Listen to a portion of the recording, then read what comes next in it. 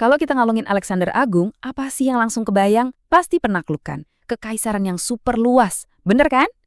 Tapi ternyata, di balik citra pejuang yang nggak terkalahkan itu, ada sebuah kisah filosofis yang dalam banget loh. Kisah tentang kekuasaan, kebijaksanaan, dan apa sih arti hidup itu sebenarnya? Oke, kita mulai dari fakta yang jujur aja gila banget. Coba bayangin, selama 15 tahun berperang terus-menerus, memperluas kekaisaran dari Yunani sampai ke India, Alexander Agung itu gak pernah kalah. Sekalipun. Nol. Kosong. Ini adalah rekor militer yang, wow, hampir mustahil buat dicapai kan? Dan hidupnya itu singkat banget loh, tapi isinya luar biasa padat. Umur 18 tahun, dia udah jadi komandan kavaleri, umur 20 udah dinobatkan jadi raja. Coba deh kita bandingin sama diri kita di umur segitu. Mungkin lagi pusing mikirin skripsi kali ya? Nah, pertanyaannya kan, gimana sih orang sehebat ini bisa terbentuk? Ternyata, ada 4 sosok penting banget di balik layar yang ngebentuk pikiran. Dan ambisinya yang kayaknya nggak ada batasnya itu. Pertama ada ibunya, Olympias. Ini nih yang unik. Beliau ini berhasil meyakinkan Alexander kalau dia itu bukan manusia biasa. Bukan cuma bangsawan, tapi keturunan dewa Zeus. Jadi dari kecil, udah ditanam mindset kalau dia itu ditakdirkan untuk hal-hal besar. Kebayangkan kepercayaan dirinya jadi setinggi apa? Terus ada ayahnya, Raja Philip II. Beliau ini juga bukan penakluk sembarangan loh, hebat banget pada masanya. Jadi bagi Alexander, ayahnya ini bukan cuma contoh, tapi juga semacam tantangan. Standarnya dibikin tinggi banget, seolah-olah bilang, coba, kamu bisa nggak lebih hebat dari ayah? Kemudian gurunya, dan gurunya ini bukan main-main loh, filsuf legendaris Aristoteles. Aristoteles ngajarin dia soal filsafat, logika, moralitas, ya intinya semua bekal intelektual buat ngelola kekaisaran segede itu. Bahkan Alexander pernah bilang, aku berutang hidup pada ayahku, tapi aku berutang kehidupan yang baik pada guruku. Keren banget kan? Dan yang terakhir, idolanya. Siapa lagi kalau bukan pahlawan mitos Achilles dari cerita Iliad. Kisah Achilles ini bikin Alexander terobsesi untuk jadi yang terbaik untuk dapat kemuliaan abadi.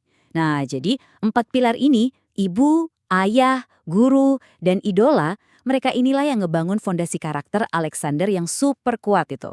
Oke, jadi dari tempat 4 mentor tadi lahirlah karakter yang luar biasa. Nah, dari sumber yang kita bedah, ada 6 pilar utama kesuksesan Alexander. Ini nih yang jadi mesin dibalik semua kemenangannya.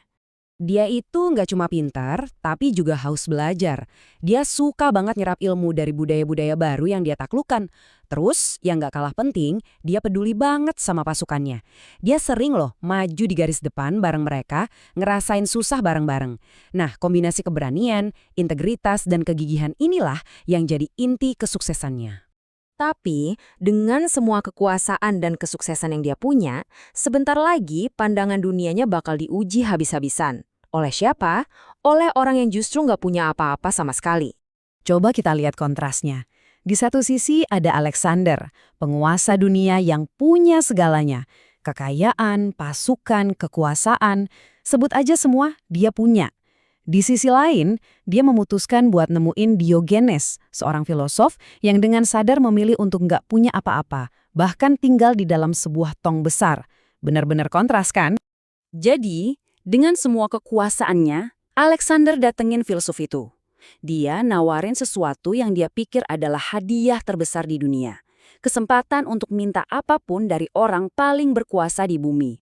Dan jawaban Diogenes ini yang bikin semua orang melongo. Dia nggak minta emas, nggak minta istana, nggak minta jabatan. Dia cuma lihat Alexander dan bilang, tolong minggir sedikit, badanmu menghalangi sinar matahariku. Cuma itu. Sebuah permintaan yang paling sederhana, yang sama sekali nggak butuh kekuasaan seorang raja untuk memenuhinya. Momen itu benar-benar bikin Alexander takjub. Dia nggak marah, justru dia terkesan. Sambil jalan pergi, dia ngomong ke jenderal-jenderalnya. Sumpah, kalau aku bukan Alexander, aku pengen jadi Diogenes. Gila kan? Orang yang udah naklukin dunia justru kagum sama orang yang nggak pengen apa-apa dari dunia itu. Dan sepertinya pertemuan dengan Diogenes itu benar-benar nempel di kepalanya. Karena permintaan terakhir Alexander sebelum dia meninggal, itu adalah sebuah pernyataan filosofis yang dalam banget. Jadi pas di akhir hayatnya, dia ngasih wasiat yang aneh. Dia minta nanti pas dikubur, kedua tangannya dibiarin ngejuntai keluar dari peti mati, supaya semua orang bisa lihat dengan jelas. Kenapa dia minta gitu? Pesannya itu jelas banget dan relevan sampai sekarang. Dia pengen dunia tahu, orang yang berhasil menaklukkan seluruh dunia pun pada akhirnya pergi dengan tangan hampa. Nggak ada satupun kekayaan atau wilayah yang bisa dia bawa. Nah, ini yang ninggalin kita sama satu pertanyaan penting buat direnungkan.